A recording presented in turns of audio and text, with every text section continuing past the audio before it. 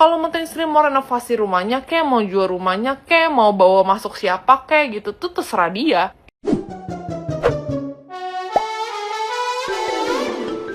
Di tengah polemik antara Ruben Onsu, Sarwendah, dan Giorgio Antonio, status rumah yang kerap menjadi lokasi syuting konten kembali menjadi perbincangan.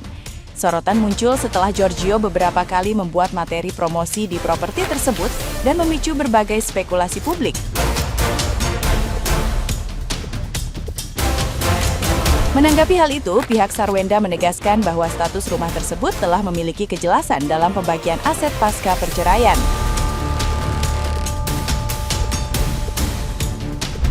Melalui kuasa hukumnya, Sarwendah menjelaskan bahwa rumah yang kini ditempatinya merupakan aset yang telah disepakati menjadi bagiannya.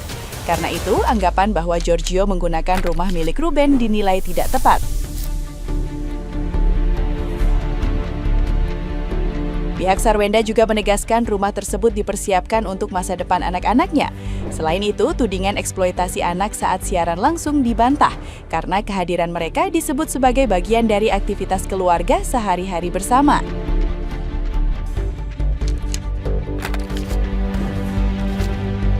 Nah, gimana nih menurut netizen yang terhormat? Silahkan berkomentar ya. Pakai rumah dari harta gono gini, tapi malah diriak netizen. Aneh ya, padahal udah jelas harta gono gini. Padahal menurut hukum perdata barat yang berlaku di Indonesia, bahwa pernikahan yang tidak membuat perjanjian nikah atau membuat perjanjian pisah harta, maka semua harta yang dibeli setelah pernikahan akan menjadi harta bersama atau harta gono gini ya guys ya. Gue sebenarnya nggak ngomongin tentang pasangan yang lagi viral akhir-akhir ini jadi hot topic yang dimana mantan istrinya ini dapetin rumah dari harta gono gini lalu membawa cowok ke dalamnya gitu loh. Bukan ya, sebenarnya gue malah lihat dari pasangan lain yang beberapa waktu lalu tuh videonya sempat lewat di gue, ada yang posting dengan headline-nya, oh ternyata si lakinya ini nggak punya rumah karena rumahnya itu telah dikasih ke mantan istrinya gitulah. Nah, komennya itu beragam, ada yang belain, ada juga yang nyalahin. Kalau yang nyalahin tuh beberapa lebih kayak gini sih kata-katanya. Ini rumah kan dibeli pakai duit lakinya, pokoknya ngejudge ceweknya banget. Padahal udah jelas menurut hukum perdata barat yang ada di Indonesia gitu loh. Kalau mau siapapun yang beli hartanya pakai duit siapapun gitu ya, itu nggak peduli guys, karena udah jadi harta bersama, harta gono gini. Jadi nggak bisa tuh pakai alasan kayak ya yang beli kan lakinya, yang beli kan istrinya, nggak bisa kayak gitu. Dan kalau ketika sudah bercerai dan sudah diputuskan bahwa rumah itu menjadi salah satu pihak, misalnya dalam case ini jadi punya mantan istrinya, kalau mantan istri mau renovasi rumahnya, kayak mau jual rumahnya, kayak mau bawa masuk siapa kayak gitu, tuh terserah dia. Itu tidak melanggar undang-undang kecuali memang ada kesepakatan lain.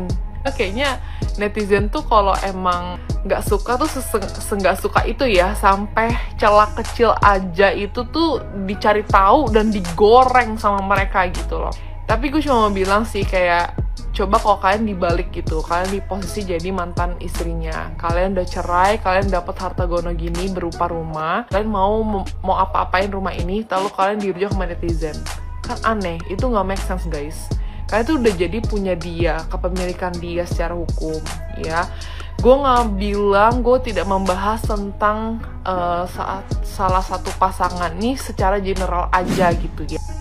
Hai, drama ini nih jadi panjang ya, dan kita belajar banyak hal dari drama ini. Untuk produsen-produsen besar, kalau lagi mau syuting atau mau bikin iklan dari seorang influencer, harus ada tuh yang namanya release form, yaitu pernyataan tidak keberatan rumah dipakai atau pakaian atau aksesoris atau segala macam perintilan yang sifatnya meminjam.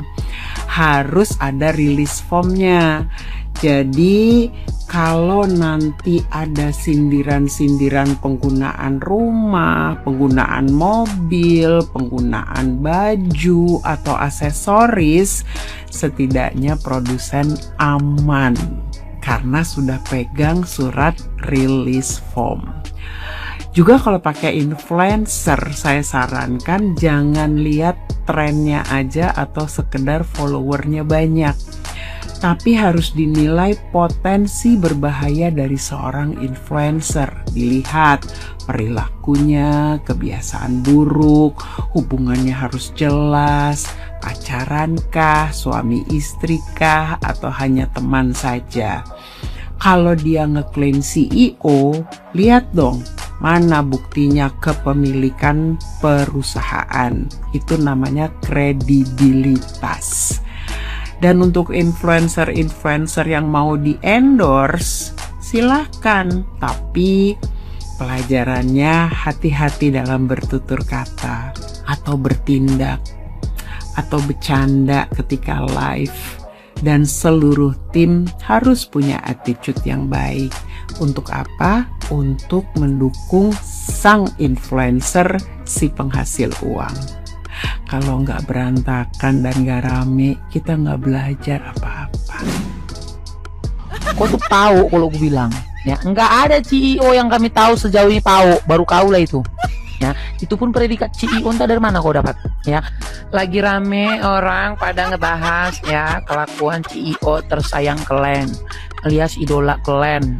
Ya, gimana maksudnya? Maksudnya cemana?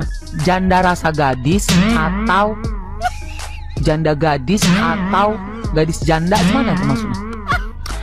Ini ya, Wak CEO terhormat. Ya, meskipun sekarang nggak ada lagi hormat-hormat para netizen sama kau ya. Kau tuh tahu kalau gue bilang, ya nggak ada CEO yang kami tahu sejauh ini tahu, baru kau lah itu. Ya, itu pun predikat CEO entah dari mana kau dapat. Ya, kau ngaku-ngaku Giordano itu milik kau lah, nanam saham lah kau di situ. Dari situ aja kami udah curiga sebenarnya tingkat kewarasan kau, kesadaran kau ya kan. Ini kita pisahkanlah dulu ya antara janda dengan gadis. Ya, taunya kau pengertiannya itu apa, Wak? Kalau gadis itu kan, Wak, belum pernah dia melahirkan, Wak, belum pernah dia kawin, belum pernah dia wiwi, Wak, ya kan? Tapi kalau tadi kau bilang janda, itu janda udah pasti dia udah pernah kawin, udah pernah diwiwi, ya kan? Jadi itu aja udah hal yang berbeda. Kenapa bisa kau satukan? Kau tuh pelajaran bahasa Indonesia kemana kau? Dan yang paling membagongkan tuh tahu nggak apa? Kok bisa tahu dia janda rasa gadis? Gimana maksudnya itu? Udah kau apa dia? Udah kau isi kiwir dia? Angkanya kau tahu dia itu meskipun janda rasa gadis gitu. Ya, ini kalau kami nengok kau nih ya, kau ini udah dibutakan kau. Entah karena cinta, entah karena selangkangan, entah karena hartanya mantan suami dia, nggak ngerti lah kami. Pokoknya dalam pandangan kami, kewarasan kau, kesadaran kau udah nggak ada lah, Wak. Ya, Mak. Jadi mohon maaf lah ya, Wak CEO. Kami memang sangat amat meragukan ya profesi kau, status kau yang kau ngaku-ngaku CEO itu kami sangat meragukan. Ya wajar, Wak, kelakuan kau rada-rada, Wak, ya kan. Mungkin ya Wak Wen pun kerasa ya kan, dia udah kecintaan kali sama biji kau yang keras tuh, yang lato-lato itu ya kan. Jadi ya cocoknya kalian dua. Kau pun udah kecintaan kali sama janda rasa gadis tadi, dia pun kecintaan sama lato-lato kau ya kan, udah cocoknya kalian. Sebaiknya saran kami kalian kawin aja lah. Karena malu, Wak, kau menyandang gelar CEO ya kan, tapi ngasih rumah, ngasih mobil aja pun nggak bisa kau sama janda kau tuh. Ya kan, malah yang kami tengok kau yang menikmati hasil daripada keringat mantan suaminya yang kalian bilang cong-cong itu gitu. Jadi itu aja pun udah salah sebenarnya. Ya, jadi ya CEO, cak kau buktikan dulu sama kami ya, bukan fata morgana, bukan hanya cuap-cuap, bukan hanya kau bilang. Jangan kau suruh kami mencari sendiri PT kau apa, CEO kau CEO di mana ya. Karena di dunia goib sekalipun ya, nggak kami ketemukan nama kau itu sebagai CEO. Yang kami ketemukan kau itu adalah lelaki mokondo gitu, ya kan, Wak. Jadi ya jangan salahkan kami lah, Wak. Jejak digital yang kami tengok, Wak, ya kan. Kami ini ya bebas aja berpendapat apa aja, namanya apa yang kami tengok, apa yang kami tonton, apa yang kami rasa nggak cocok kami utarakan, gitulah dia, Wak. Jadi ya, Wak, ya, semoga kalian langgeng long last sampai kakek nenek ya. Itulah doa kami supaya apa, jangan sia-sia kalian selama beberapa bulan ini ya kan. Ya kan, live mesra-mesraan, sentuh-sentuhan, pegang-pegangan ya kan, bercumbu-bercumbuan gitu ya kan. Itulah ya. Udah dulu ya, Wak, ya, pening pala, Wak. Trik menjadi CEO khususnya di 2026 dan seterusnya di dalam dunia TikTok. Ini adalah jalan pintas yang paling gampang bisa kalian capai. Untuk masalah sekolah, ya, itu kalian wajib dulu aja deh selesai 12 tahun pembelajaran ya, dari SD, SMP, SMA, ya, itu perlu. Nah, hitung-hitung kalian di proses peremajaan lah gitu, bergaul, kenal cewek atau cowok dulu gitu kan, biar nggak nervous gitu. Nah, nanti kalau udah selesai sekolahnya, kan CEO itu artinya adalah Chief Executive Officer, ya kan, pemimpin paling tertinggi gitu kan. Nah, kalian buatlah menjadi seorang berhayal lah, punya daya hayal itu kita harus setinggi langit cita-cita. Terlepas nanti misalnya terjun bebas atau misalnya tiba-tiba ketebak angin pas mau naik, yaitu urusan ntar, ya kan? Nggak perlu kuliah, nggak perlu ijazah, tenang. CEO 2026 ini melalui jalan pintas banyak menuju Roma, ya, jalan instan. Cukup kamu pergi ke pasar, ke grosir deh, lu beli tuh serabutan segala macam yang bisa lu jual. Ya, mau BH, mau kolon, mau celana dalam kek, mau kerupuk, ya kan, mau pelumas, ya, atau mau bikin perut biar jadi roti sobek, ya kan, terserah, lu ambil, lu jual. Buka akun TikTok, bilang gue CEO, gue juga lagi kebenaran lagi cari namanya pasangan. Kalau bisa triknya, cari pasangan minimal yang punya duit minimal 200 juta. Kalau bisa janda, ya, jadi benar-benar lu diayumin, karena kan lu masih muda. Ya lu at least modal dikit deh, bikin lu perutnya roti sobek itu yang lu beli di grosiran tuh kan. Mungkin nggak tahu lah silikon atau apa gitu kan. Jangan lupa juga mukanya harus keras. Ya, pokoknya harus benar-benar sok kecakepan, atau ya kalau ada cewek versi cewek sok kecantikan. Pokoknya ingat, perkenalkan diri kamu ketika lagi jualan, saya CEO. Ini produk saya semua, klaim. Lu belilah itu label-labelannya, Sogok kayak apa di mana gitu. Lu jahit situ, nih logo buatan saya semua gitu. Barangnya produksi di pabrik fiktif saya gitu kan. Si segala macam brandel-brandelan yang lu jual. Oke? Udah, ketika lu udah dapet nih si cewek janda 200 juta, lu manfaatin untuk kemakmuran diri lu sendiri. Tiap bulan pindahin tuh rekening. Kan katanya dia kan cinta, pasti kecintaan sama lu. Itu namanya duit bersama. Nah, setelah itu terserah lu mau kayak gimana. Yang penting CEO ini lu pertahankan. Ingat, CEO 2026 tidak perlu namanya pendidikan yang tinggi, sarjana yang tidak perlu. Tidak perlu juga kadang lulus sekolah, nggak usah. Yang penting dari grosir ambil, lu jual balik apapun itu. Ya, diskon-diskon aja dulu lah. Kalau perlu sekalian, kalau jualan itu diperagakan. Jangan lu gini-giniin doang, atau dijadiin di belakang, pajangan. Pakai juga. Nanti biar tambah cewek kelepek-kelepek. Oke?